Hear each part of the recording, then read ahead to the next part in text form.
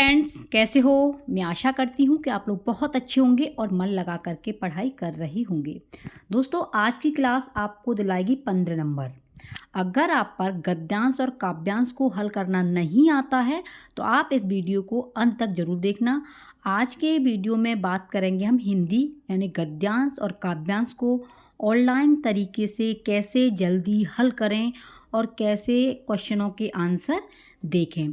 तो friends, channel पर अगर पहली बार विजिट कर रहे हो तो सब्सक्राइब जरूर करना। और दोस्तों, आपको सीटेट क्वालिफाई करना है तो 75% आपके पेडागोगी के आते हैं।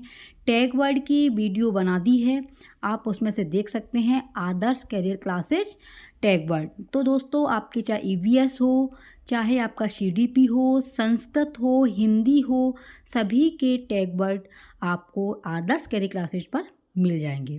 तो आपको 15 नंबर अपने कंप्लीट करने हैं। तो चलते हैं दोस्तों, जैसा कि आप स्क्रीन पर देख पा रहे हो, ये है आपका काव्यांश। तो इसमें करना क्या है, इस तरीके से निर्देश दिया गया होगा जिसमें लिखा होगा कि इसे पढ़िए और इसका आंसर दीजिए। तो दोस्तों देखिए, आपको ये पढ़ना नहीं है। सबसे पहले करना क्या है कि आपको क्वेश्चन देखना है। तो ये आपका क्या है, काव्यांश है। तो काव्यांश का आपको अर्थ मालूम होना चाहिए, ठीक है। तो अर्थ अगर आपको नहीं पता है तो सबसे पहले क्वेश्चन देखिए, गहरी नींद में सोने का अर्थ है। इसमें देखिए अर्थ पूछा है, तो आपको पैराग्राफ देखने की आवश्यकता ही नहीं है क्योंकि इसमें आपको अर्थ बताना है और अर्थ आपको पता होगा। मृत्यु को प्राप्त होना ये हो नहीं सकता, परिश्रमी होना, बेखबर होना। देखो, गहरी नींद में वे सो जाते हैं जो बेखबर होते हैं। अभी सीटेट का फॉर्म भर चुका है, एग्ज़ाम डेट भी आने वाली है, आपको पता है दिसंबर चल रहा है। कुछ हमारे भाभी अध्यापक और अध्यापिका क्या है, डेट आएगी तब हम तैयारी करेंगे। तो वो क्या है, गहरी नींद में सोए हुए हैं, बेखबर होकर के सोए हुए हैं, उन्हें जो है फिक्र नहीं है। तो अगर आपको तैयारी करनी है, ईमानदारी से सीटेट निकालना है, तो आपको गहरी नींद में नहीं, आपको नींद को त्यागना होगा। तो इसका सही आंसर है बेखबर होना, ठीक है। नेक्स्ट क्वेश्चन है, कवि लोगों को कहाँ नहीं जाने देगा। तो देखो, कवि लोगों को कहाँ नहीं जाने देगा, आपको देखना है क्या, ये जो है आपका काव्यांश दिया गया है। अब ना गहरी नींद में तुम सो सकोगे, गीत गाकर मैं जगाने आ रहा हूँ, अतल अस्ताचल तुम्हें जाने न दूंगा। अतल अस्ताचल, अब इसका अर्थ क्या है, यानी कि पतन की राह पर। तो इसका सही ऑप्शन है डी, ठीक है। नेक्स्ट क्वेश्चन है, कवि किस तरह के व्यक्तियों को संबोधित कर रहा है। इस जो काव्यांश में किस तरीके के व्यक्तियों को संबोधित कर रहा है, तो देखिए, आप काव्यांश को पढ़ोगे आपको पता पड़ जाएगा। अतल अस्ताचल तुम्हें जाने न दूंगा, अरुण उदयाचल सब जाने आ रहा हूँ, कल्पना में आज तक उड़ते रहे तुम, साधना में सिहर कर मुड़ते रहे तुम, अब तुम्हें आकाश में उड़ने न दूंगा, आज धरती पर बसाने आ रहा हूँ। तो इसका सही अर्थ जो है वो है, जो जीवन की कठोर वास्तविकताओं से बेखबर हैं। कवि यही संबोधित कर रहे हैं कि जो वास्तविक चीज़ों से बेखबर हैं उनको मैं सोने नहीं दूंगा। C option is the right. अगला क्वेश्चन है, कवि लोगों को क्यों जगाना चाहता है। तो देखिए, पैराग्राफ पढ़ने की तो अब आवश्यकता है ही नहीं क्योंकि पढ़ लिया है, ताकि लोग गीत सुन सकें, ताकि मनुष्यों में गतिशीलता आ सके और वे प्रगति के पथ पर आगे बढ़ सके। तो बी ऑप्शन बिल्कुल सही है। अगला है, अतल अस्ताचल तुम्हें जाने न दूंगा। इसमें दोस्तों आपका अलंकार पूछा है, तो अलंकार आपको काव्यांश में नहीं देखना है। जहाँ पर अ वर्ड की यानी कि एक वर्ड की आवृत्ति बार बार हो, वहाँ अनुप्रास अलंकार होता है। और अनुप्रास अलंकार यानी अलंकार की जो संपूर्ण क्लास है वो करा दी है, आप लोग जो है प्लेलिस्ट से जा कर के देख सकते हैं। अगला है, कविता का उपयुक्त शीर्षक क्या है, यानी कि इसका जो शीर्षक है वो क्या है। तो इसका क्या है, जागृति, यानी कि जो कवि है वो लोगों को, मनुष्यों को जागृत करना चाहते हैं कि आप लोग जागो और अपने परिश्रम में लग जाओ। तो इसका सही ऑप्शन क्या है, आपका D option is the right. Next है आपका गद्यांश। ये तो थे काव्यांश। अब गद्यांश को करना क्या है, गद्यांश बिल्कुल नहीं पढ़ना है। सबसे पहले आपको क्वेश्चन देखने हैं डायरेक्टली और क्वेश्चनों को देखेंगे तभी आप जल्दी से हल कर पाएंगे। नहीं तो दोस्तों आप अगर गद्यांश या काव्यांश को पढ़ने में लगे रहे तो आपका टाइम जो है वो कंप्लीट हो जाएगा। तो काम अपने टाइम को बचाना है। तो आपको सबसे पहले प्रश्न पढ़ना है, मनु को अपनी किस गलती का एहसास हुआ। ठीक है, तो मनु को किस गलती का एहसास हुआ ये आपको देखना है।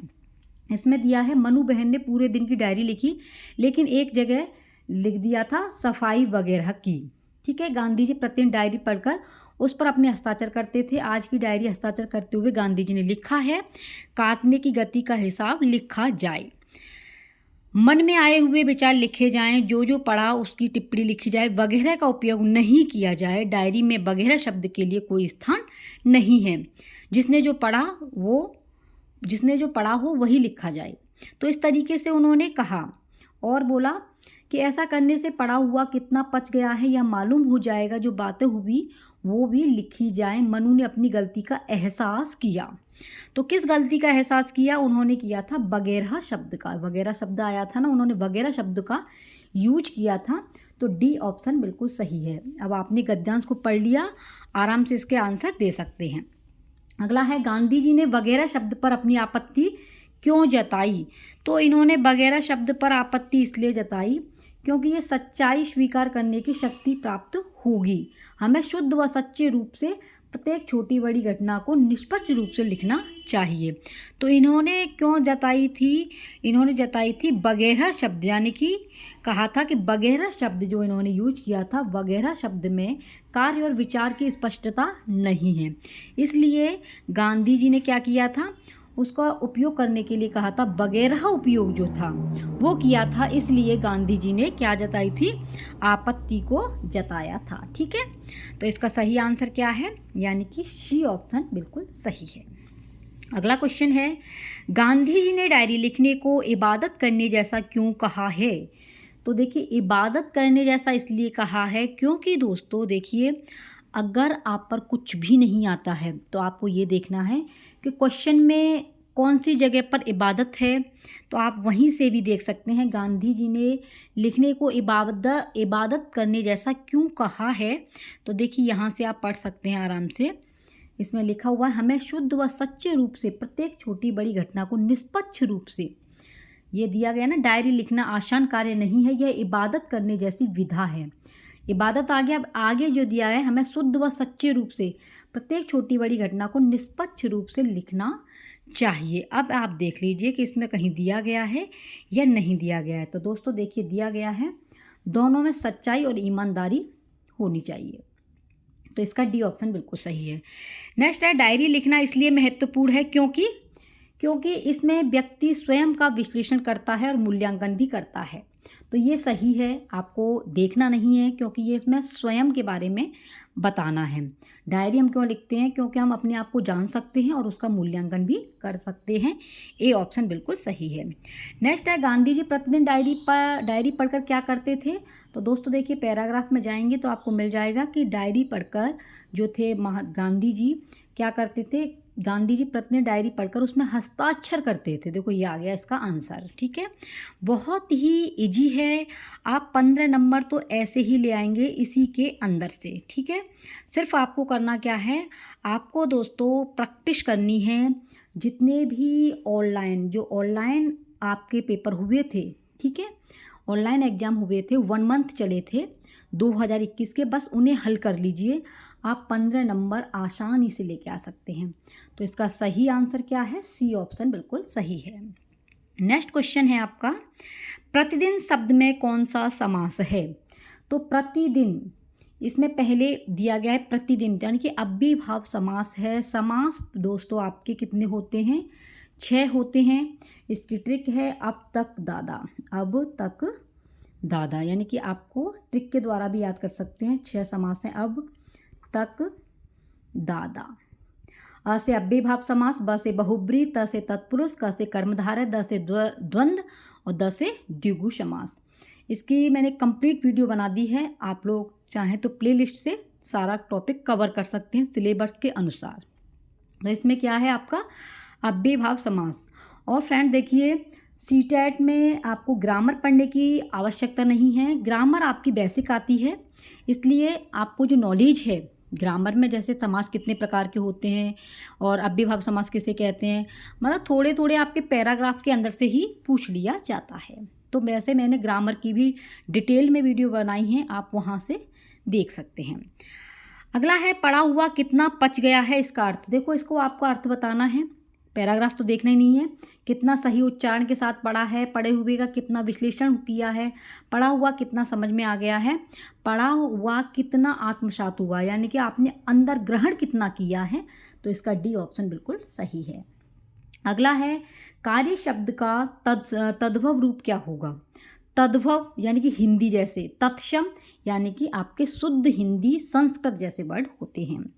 तो इसका क्या है, काज जो है बिल्कुल सही है, कार्य का काज। ठीक है, अगला क्वेश्चन है आपका, विचार में एक प्रत्यय लगाकर शब्द बनेगा। यानी कि आपको प्रत्यय क्या होते हैं फ्रेंड्स, जो उपसर्ग होते हैं वो पहले लगते हैं, प्रत्यय आपके बाद में लगते हैं, अंत में लगते हैं आपके शब्द के। तो जैसे विचार दिया है, तो अगर इसमें एक जोड़ दिया जाए तो क्या बन जाएगा, प्लस करके वैचारिक। तो डी ऑप्शन बिल्कुल सही है। तो ये थे आपके 15 महत्वपूर्ण प्रश्न कि आप गद्यांश और काव्यांश को कैसे हल करें, आसानी से कर पाएंगे। रोज़ाना आपको क्लास मिलेगी, इसलिए फ्रेंड्स अगर चैनल पर पहली बार विजिट कर रहे हो तो ईमानदारी से सब्सक्राइब कर लेना और वीडियो को जितना हो शेयर करना। अब आप बैठो मत, अपने उज्जवल भविष्य के बारे में सोचो, अपने जो है स्वर्णिम भविष्य से अपने प्रैक्टिस सेटों को हल कीजिए और आप बताइए कि आपका स्कोर कितना रहा, आपको ये क्लास कैसी लगी। दोस्तों आप रोज़ाना अगर प्रैक्टिस सेट को हल करते हैं तो आप गद्यांश और काव्यांश को आसानी से हल कर सकते हैं। ठीक है, तो अगर आपने प्रैक्टिस सेट नहीं मंगाए हैं तो प्रैक्टिस सेट मंगाइए। रोज़ाना आपको जो भी पिछले मंथ जो क्लास साल में हुए थे, आपके जो पिछले ईयर्स में आपके जो पेपर हुए हैं उनको डेली में आपको कराऊंगी, इसलिए चैनल को सब्सक्राइब जरूर कर देना। और दोस्तों आप अपना ख्याल रखना, ठीक है, और अच्छे तरीके से अपनी तैयारी करें। Take care, bye bye.